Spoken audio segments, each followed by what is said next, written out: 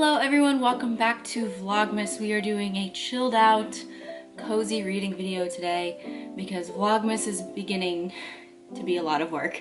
And I like to talk about books. It's probably my favorite thing ever. Let's grab some tea or your favorite hot beverage of choice and your favorite book, and let's talk about all the ones that I liked this year, but also the books I read since my last spring reading wrap-up.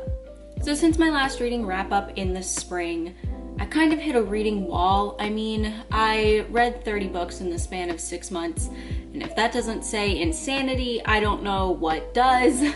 But alas, I did get through about 6 more books since then. So yeah, let me share with you what I read. I read Six of Crows, which is the beginning of the Six of Crows duology. It's also part 2 of the Grishaverse, part 2 out of 3 of the Grishaverse. I haven't gotten on to Crooked Kingdom yet, but I think it might be time to re-enter the Grishaverse because they are filming for season 2 of Shadow and Bone, and that excites me deeply. I loved that TV show. It was definitely like my favorite thing I watched all year. So beautifully, like, I almost said manufactured, that's how tired I am. It was so beautifully produced, and it really worked well with the story that was written in the books, but it aged it up. I loved it, and the Six of Crows book is fantastic. Then I listened to the audiobook for Crown of Midnight, which is the second book in the Throne of Glass series, and this was the book that made me decide that that's not the series for me. I'm glad I didn't buy any of the physical ones. Yeah, I just didn't like the characters. I didn't really like the way it was written, and I know that Sarah J. Maas wrote it when she was super young. I think she was like 16 when she wrote the first couple of books from the series, and I know that it ages up as the series goes along, but it just wasn't something that I wanted to continue. I know a lot of people like it, and I also know a lot of people will stop it and then go back to it, so maybe that's what I'll do. But yeah, that wasn't a favorite book by any means. It made me stop a whole series that is 8 books deep. Then I read, around my birthday, I read Caraval. This was supposed to be the counterpart to or not a counterpart, but it was supposed to be a similar concept to another book that I've read before, which is The Night Circus, which I reread later in the year. People really liked this one. I liked it too. It was definitely entertaining. It was definitely the younger version of The Night Circus. This is also part of a trilogy. I haven't picked up the other 2 yet. It doesn't mean that I won't get to them, but yeah, I enjoyed this one. It was fun. I really do like that mythical carnival. Oh, there's a certain design name for it, but basically it's like TGI Fridays is actually based off of that design, but it features the like circus 1920s element, and that's what this one felt like to me. It was good. I like the characters. I know I'm not giving you a synopsis of them because I can't be bothered. I'm so sorry. I'm so like out of it today. It's also super gray outside, so this is the best you're gonna get. I liked Caraval. I thought it was cute. Then I read Honey Girl, and this was an adorable new adult rom-com coming of age story, but it's about a girl who did all of the like schooling. She has her PhD, she's 28 years old. She goes and she gets drunk and married in Vegas, and she kind of has to come to terms with the fact that she's like, I am so burnt out. I did all the right things and I don't want to keep going, which is super relatable. And I think, you know, I hate using that word, oh, it's relatable, but I think it's something that a lot of people are feeling right now, where everyone's like, I did all the right things and I'm getting nothing for it, and I don't know how to move on. And it deals with that and all of the mental health things that comes with it. I absolutely adored it. So yeah, and it has fantastic LGBTQ and people of color, or a black woman specifically, representation. I just adored it. I loved it. I reread The Night Circus. After reading Caraval, I was like, man, I gotta go back to The Night Circus. This truly is my favorite book. I will reread it every year, and I will talk about it every year until everyone is as in love with this book as I am myself. I reread this in August because I was like getting ready and gearing up for spooky season, and then like, as per usual, fall hits. And I don't know what it is about September, October, but as much as I love that season, my passion for life goes Like, it just takes a nosedive every year. I don't know why. This is one of my favorite books. The author is from Massachusetts. I'm from Massachusetts, so she really just perfectly encapsulates that New England fall feeling and the magic of this book, while also, I think it's Edwardian time period because it's the late 1800s that this book takes place, and it's my favorite. Pick it up. See what I keep talking about. Well, first you gotta read the first like chapter, which is literally like 2-3 pages, and you'll see what about it I love so much. The writing flows, it's beautiful. What can I say? It's just the best book ever. After taking like a month and a half plus off of reading, I finally listened to another audiobook. This was a quick, fun little rom-com, and that was The Unhoneymooners. It's a forced relationship. It's cheesy. It's dumb. I loved every second of it. It was so lighthearted and just it's teeming with cliches. I think that's an appropriate word, teeming. There were so many cliches and dumb tropes and stupid drama, and it was just entertaining. And I think the characters were really likable. They were just kind of normal, and they were thrown into a weird quasi-romantic situation that's actually not romantic, which is probably why I liked it so much, because the situation they were in wasn't romantic and they fell in love in spite of that. All good things. Liked that book as well. And then now, I'm currently about 11 chapters into Legendborn.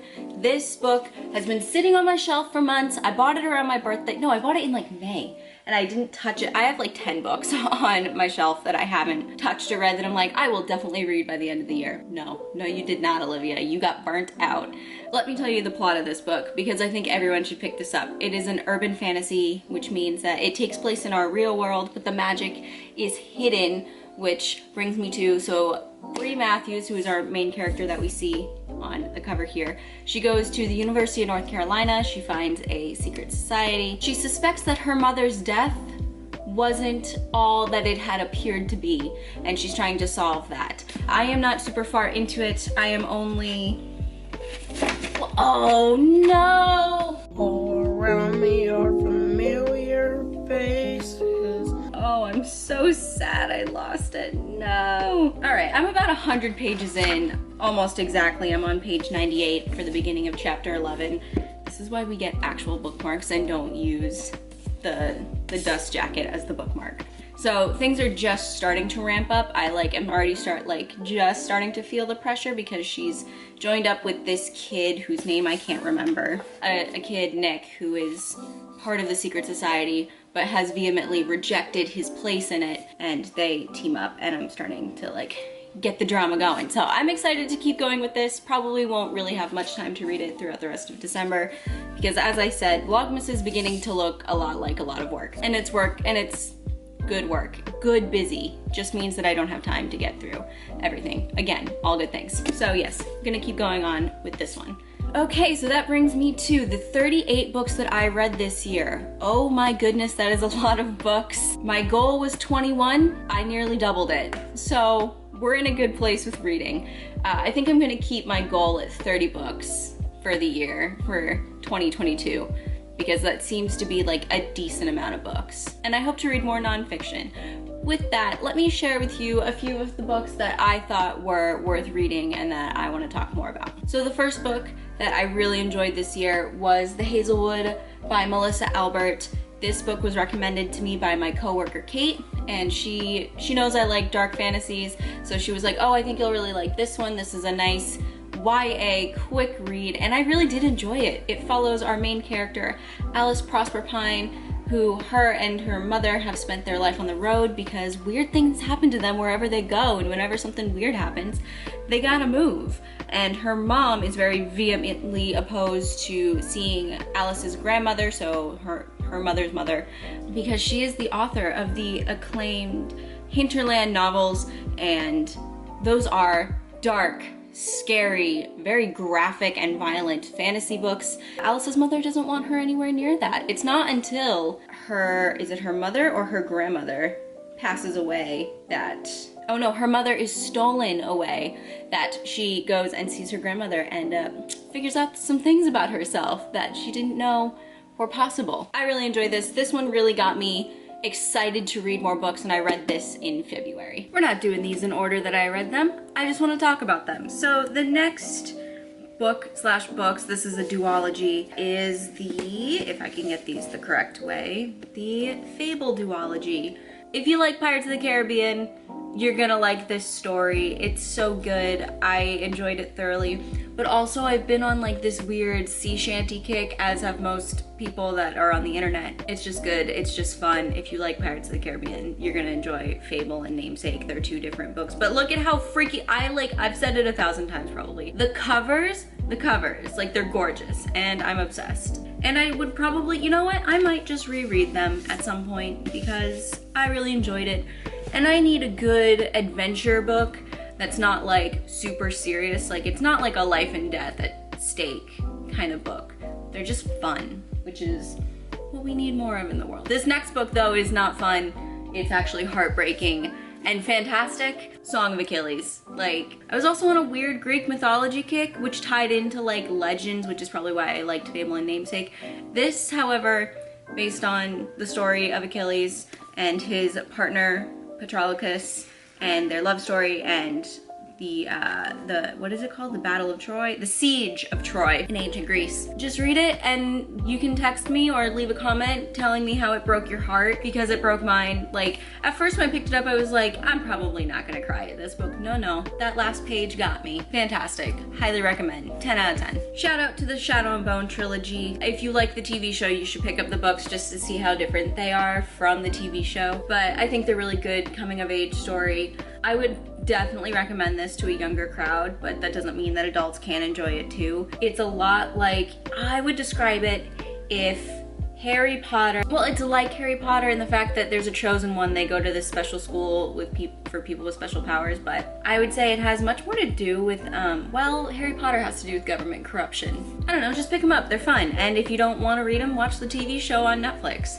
because that's fantastic. I don't have any room on my windowsill anymore. This is going on the floor. I would be remiss, and it would seem out of character to not talk about this book series by Sarah J. Maas, and that is A Court of Thorns and Roses series. However, I do not have that first book. No. I have book number 3 in the series of 5. Honestly, if you just read the first 3 books and not the last 2, you'll still get a fantastic story. The story could have ended here. A Court of Wings and Ruin, this is the war book. This is like the big to-do for the original point of view for the like main group of characters. I really enjoyed this story. I particularly enjoyed this one. A lot happens and you learn a lot about the world and about the powers in Prythian, is that the name? It's been a hot second since I've picked these books up. It's definitely Prythian. Yes, Prythian, and then the war with Hybern and all of the different courts and like how all the things work. So it's really good. I thoroughly enjoyed the original trilogy, and then the other 2 follow-ups were fantastic as well, but I definitely think this is the one that you should look the most forward to. Next we have, this was my Pride Month book. This is One Last Stop by Casey McQuiston. This is the second book I read by her. Her first one was Red, White, and Royal Blue, but this one stuck out to me a bit more than that one. It's the same cheesy rom-com with LGBTQ plus representation. This one stuck out to me the most because I've mentioned that I am a bit of a decades enthusiast, and I have a certain affinity for 1970s punk in particular. I talk a lot about it, or at least I think I talk about it a lot about it in my personal life. I don't know, it's just something that I like because I thought it was such an interesting time, and it was such a serious rebellion from the mainstream, of course, because it's punk, but also from the counterculture of the 60s and 70s. Punk is like, hippies suck, they don't actually have any morals, and they're like, the mainstream sucks because you're just trying to sell me everything. So one of the characters is a 1970s runaway punk who gets stuck on a train in our contemporary time, and she meets the main girl whose name is August, and it's a good story. It touches on the AIDS crisis that hit in the late 70s and 80s. It's not the main point of the book, but it is something that happens, and it was such a good, uplifting, and yet simultaneously poignant read for Pride Month. I loved this book. I thought it was so good. And it also, the ending was cheesy, but it made me feel all fuzzy. So we like a book that can handle a serious subject while making you feel fuzzy at the end with that, and it doesn't negate the serious topic that was handled. Like, they both exist at the same time. Just overall, Casey McQuiston is a really great writer. And then the last book I want to talk about is Beach Read. Now, this is billed as a new adult romance book.